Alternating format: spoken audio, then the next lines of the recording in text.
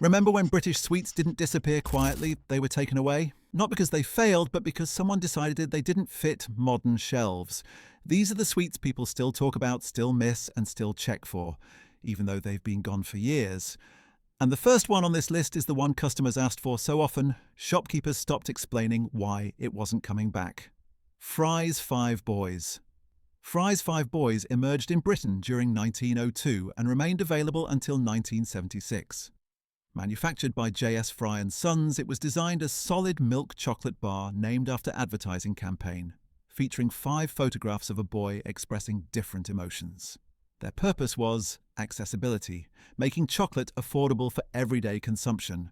The defining feature was simplicity. The bar contained pure milk chocolate with no fillings, relying entirely on cocoa quality and manufacturing consistency. You'd save pocket money all week to buy one, unwrapping it slowly to make the moment last. The 5 boys' faces on the wrapper became so recognizable that kids could identify it from across the playground.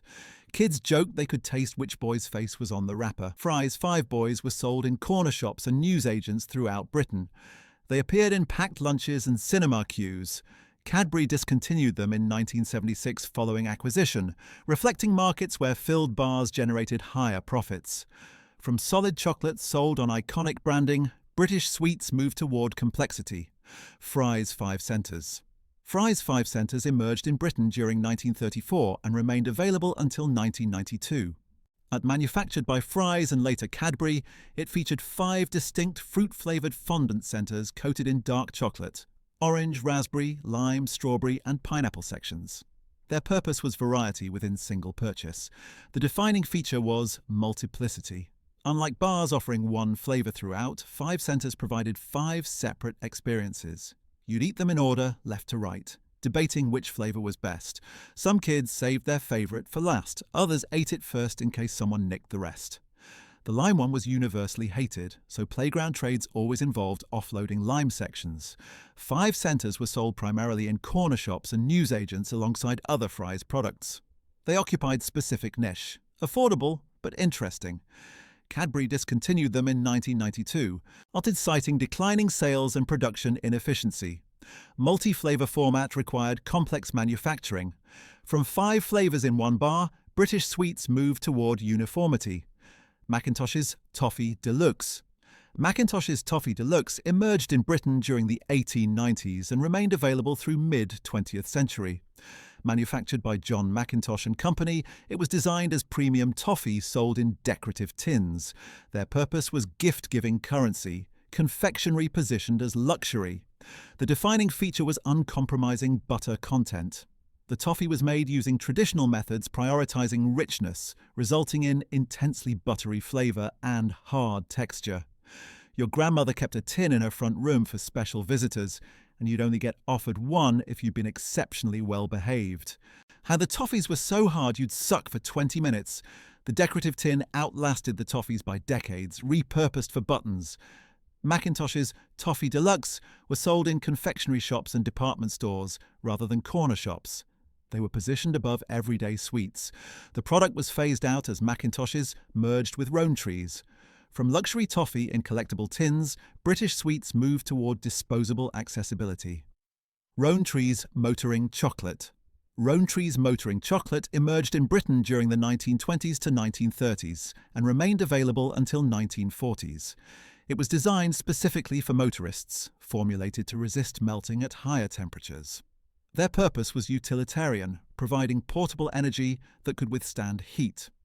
The defining feature was elevated melting point achieved through increased cocoa butter content. This made the chocolate harder and less sweet with waxy texture. Your dad kept a bar in the glove compartment for emergencies, and you'd beg for a piece during long Sunday drives. It tasted like disappointment, waxy and strange, but it was chocolate, so you ate it anyway. The product disappeared during 1940s rationing. Improved car design eliminated need entirely. From heat-resistant utility chocolate, British sweets moved toward indulgence. Fry's Turkish Delight. Fry's Turkish Delight emerged in Britain during 1914 and technically still exists today. But the formula has changed so dramatically that it bears little resemblance to the original. Manufactured by J.S. Fry and Sons and later Cadbury, it was designed as rose-flavoured jelly coated in dark chocolate. Their purpose was exotic sophistication, adapting Middle Eastern confection into British chocolate bar format. The defining feature of the original was uncompromising rose intensity, achieved through natural rose oil. The jelly centre was firm but yielded easily, and the dark chocolate coating was thick and bitter. This created polarizing experience. Consumers either loved the intense floral character or found it overwhelmingly soapy. Your auntie always had one in her handbag and would offer you a piece like it was a treat, but it tasted like eating your grandmother's perfume drawer. You'd smile politely and chew through it while planning your escape. Some kids genuinely loved them and would trade anything for a piece. But they were the same ones who liked licorice. Basically, weirdos. Fry's Turkish Delight were sold in corner shops, newsagents, and confectionery sections throughout the 20th century. They were purchased by specific demographic, primarily older adults familiar with the flavour or those seeking alternatives to milk chocolate. From rose-perfumed exoticism, British sweets moved toward inoffensive uniformity. Cadbury's Bournville Cocoa. Cadbury's Bournville Cocoa emerged in Britain during the late 19th century and remains available today, but its cultural role has transformed completely. It was designed as drinking chocolate product, formulated to be mixed with hot milk or water. Their purpose was temperance advocacy, providing wholesome alternative to alcohol that Cadbury's Quaker founders promoted as morally superior. The defining feature was purity without convenience. The powder was pure cocoa with minimal processing, containing no added sugar or milk powder. This required preparation skill. The powder had to be mixed with cold milk to form smooth paste, then hot milk added gradually while stirring continuously. The final drink was thick, rich, and deeply chocolatey. Your mum made it before bed every night, standing at the stove stirring for what felt like hours. You'd watch the steam rise and wait impatiently, knowing if you interrupted her concentration it would go lumpy and she'd have to start again. The ritual was as important as the drink itself, the warmth of the mug, the way it coated your tongue. The decline began mid-20th century as instant alternatives emerged. Products containing added sugar and milk powder eliminated preparation complexity. By the 1970s, instant powders made traditional preparation obsolete. From daily ritual requiring skill, British sweets moved toward instant gratification. Nestle's Milky Bar emerged in Britain during 1937 and technically still exists, but the original formula has changed dramatically. It was designed as one of the first widely available white chocolate bars featuring cocoa butter, milk solids, and sugar without cocoa solids. Their purpose was child-focused marketing, positioning white chocolate as appropriate for young consumers who found other chocolate too intense. The defining feature of the original was high cocoa butter content that created rich, complex flavour. The bar melted quickly, coating the palate with buttery sweetness. Texture was smooth and dense. Requiring no chewing, it simply dissolved upon contact with warmth. Flavour was sweet but not cloying, with subtle vanilla notes. You'd get one as special treat and it would melt in your pocket before you got home, leaving white smears all over your coat that your mum would go mad about. The Milky Bar Kid adverts made you feel like eating one made you a cowboy, even though you were standing in a playground in Rotherham. Kids whose parents wouldn't buy sweets would stare enviously. The transformation began late 20th century. Cocoa butter was reduced and replaced with cheaper vegetable fats. Sugar increased to compensate. Texture became waxy rather than creamy. From cocoa butter richness, British sweets moved toward vegetable fat products. Barley sugar sticks. Barley sugar sticks emerged in Britain during the Victorian era and remained widely available through mid-20th century. They were designed as traditional boiled sweets made from sugar boiled with barley water, then pulled and twisted into long, translucent amber sticks. Their purpose was dual, providing sweet treat while maintaining medicinal association inherited from 17th century French origins when barley sugar was believed to soothe sore throats. The defining feature was genuine barley water content that created subtle grain-like undertone. The manufacturing process was entirely manual. Sugar was boiled with barley water until reaching hard crack stage, then pulled while still hot to incorporate air and create characteristic twisted appearance. This gave the sticks slight sheen and made them slightly opaque, when the resulting sweet was hard, brittle, and intensely sweet. Your gran kept them in a glass jar on the mantelpiece, and you'd be allowed one if you had a cough, even though everyone knew they didn't actually do anything medicinal. They were so hard you'd be terrified of breaking a tooth, so you'd suck carefully for ages until your jaw ached. The sticky residue stayed on your fingers for hours. Barley sugar sticks were sold primarily in traditional sweet shops, pharmacies, and railway station kiosks throughout the 19th and early 20th centuries. They were purchased by adults seeking throat relief during winter months and by parents buying treats for children during shopping trips. Individual wrapping in twisted paper made them portable and hygienic. The decline began in the mid-20th century as manufacturing shifted toward cheaper production. And making genuine barley sugar was labour-intensive. From medicinal sweet containing actual barley, British confectionery moved toward artificial approximations. Everton Mints. Everton Mints emerged in Britain during the 1920s and remained available through mid-20th century. They were designed as hard-boiled peppermint sweets with distinctive black and white stripes produced in Liverpool. Their purpose was regional identity, creating sweets strongly associated with Liverpool and Everton Football Club, sold at matches and in local shops, consumed primarily within city and surrounding areas. The defining feature was overwhelming peppermint intensity achieved through high peppermint oil content, significantly stronger than modern mints. So the black and white stripes were created by twisting together two separately coloured sugar masses, while still hot, then cutting into individual pieces. The sweets were rock hard, requiring genuine commitment.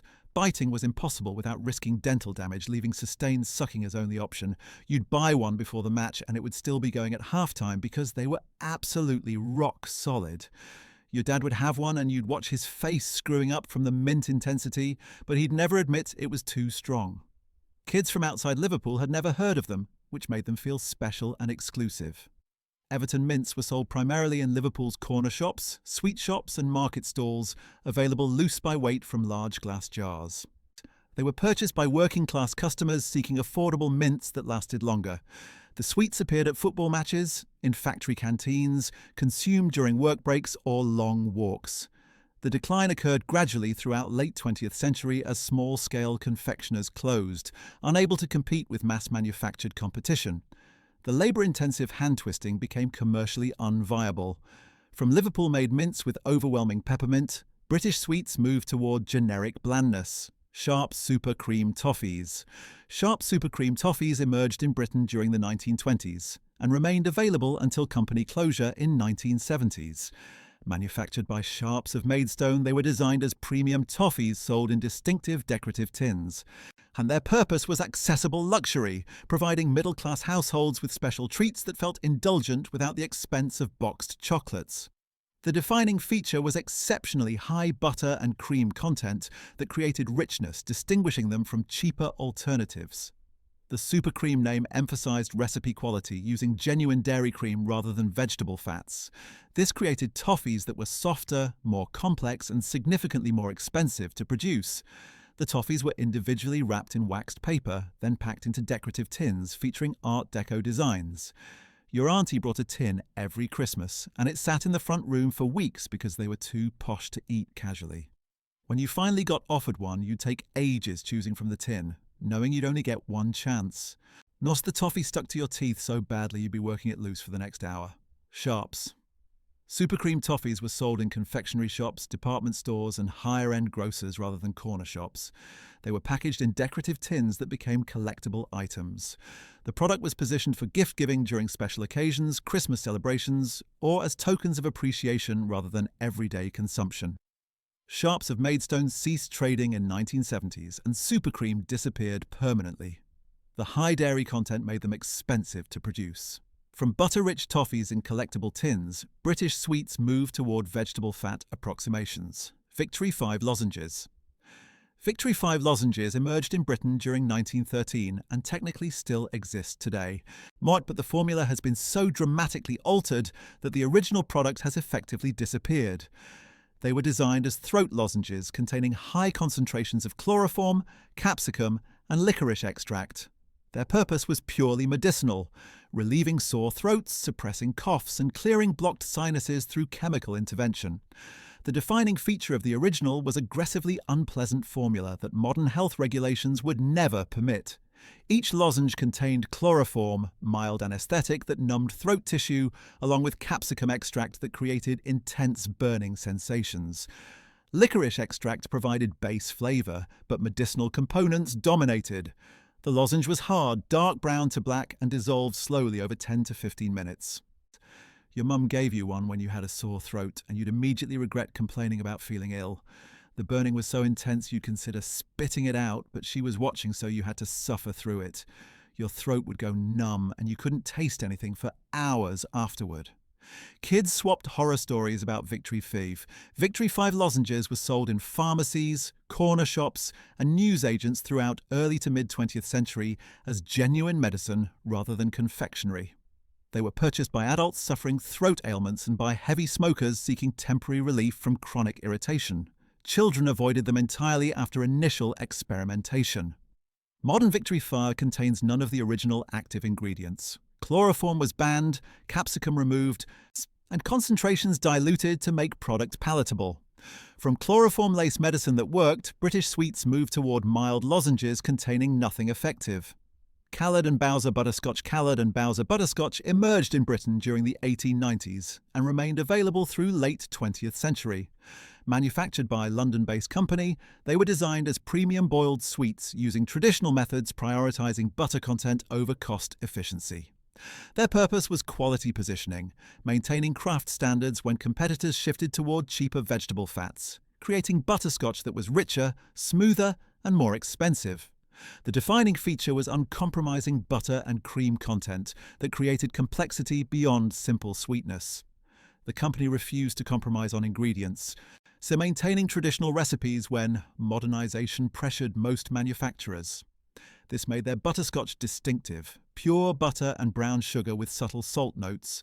The hard candy dissolved slowly, releasing flavour gradually over several minutes. Your teacher kept them in her desk drawer, and you get one for exceptional work, which made them feel like currency of achievement.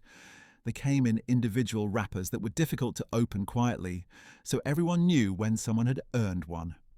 The flavour was so rich and buttery it almost felt luxurious. Callard and Bowser Butterscotch were sold in confectionery shops, department stores, and tobacconists throughout Britain. They were available in distinctive tins that became collectible items. The product occupied premium market segment, priced above everyday sweets but accessible for occasional indulgence by middle-class families. The company was eventually acquired by larger conglomerate and production methods modernized to reduce costs. Butter content was reduced significantly, artificial flavoring introduced, and traditional handcrafted manufacturing abandoned in favor of industrial mass production. From butter-based craft confection made without compromise, British sweets moved toward industrial efficiency. Clarnico mint creams. Clarnico mint creams emerged in Britain during early 1900s and remained available until company absorption in 1960s. Manufactured by Clark, Nichols and Coombs, they were designed as soft-scented chocolates with peppermint fondant filling coated in dark chocolate. Their purpose was domestic luxury, producing British alternatives to continental imports that could compete with French and Belgian manufacturers on quality. The defining feature was intense peppermint fondant that contrasted sharply with bitter dark chocolate coating. The chocolates were substantial, each one hand-finished and uniform. The dark chocolate shell was thick enough to provide satisfying snap when bitten, creating resistance before revealing soft fondant interior. The peppermint filling was smooth, creamy, and intensely flavoured, far stronger than modern mint chocolates, using natural peppermint oil. Your grands served them after Sunday dinner in the fancy front room, reserved for special occasions, and you had to sit properly and use a napkin like you were royalty. 1 chocolate each, no asking for seconds. The mint was so strong it made your sinuses tingle, but you'd nod appreciatively like you understood sophistication. Clarnico mint creams were sold in confectionery shops, department stores, and high-end grocers throughout Britain. They were packaged in decorative boxes that became keepsakes after consumption, often repurposed for storing photographs or letters. The product was positioned for entertaining guests, gift-giving, and personal indulgence rather than routine consumption. Clark, Nichols and Coombs was absorbed by larger conglomerate during 1960s consolidation of British confectionery industry. The Clarnico brand disappeared entirely, and mint creams ceased production as new ownership focused on mass-market products. From hand-finished luxury mint chocolates, British sweets moved toward mass-produced uniformity. Needler's Mint Rock. Needler's Mint Rock emerged in Britain during the 1910s and remained available through mid-20th century. Manufactured by Needler's of Hull, it was designed as traditional rock candy, flavoured with peppermint and pulled by hand to create characteristic stripes and texture. Their purpose was seaside tradition, representing holiday indulgence purchased as souvenir and treat combined, associated with leisure trips rather than everyday consumption. The defining feature was intense peppermint flavour, combined with rock-hard texture achieved through manual pulling process. Sugar was boiled to precise temperature, peppermint oil added at specific moment, then the mass was pulled repeatedly while still hot. This incorporated air created distinctive texture and distributed flavour evenly. So the pulled sugar was formed into long cylinders showing visible striping, then broken into individual sticks. You'd buy a stick at the seaside and it would last the entire journey home because it was genuinely impossible to bite through. Your parents would tell you about how it was made by hand, but you didn't care about tradition. You just wanted it to taste less like toothpaste. The peppermint was so strong it cleared your blocked nose. Needler's Mint Rock was sold at seaside resorts, fairgrounds and railway station kiosks rather than everyday shops. They were purchased by day trippers and holidaymakers seeking traditional seaside experience, with rock candy serving as edible souvenir. The association with leisure made it special rather than routine purchase. Needler's ceased traditional rock production as automated methods replaced hand pulling. The craft knowledge required to pull sugar properly disappeared as older confectioners retired without passing skills. From hand-pulled seaside tradition, British sweets moved toward machine-made approximations. Bluebird Toffees. Bluebird Toffees emerged in Britain during the 1930s and remained available through 1970s. They were designed as affordable everyday toffees sold individually, wrapped in distinctive blue waxed paper.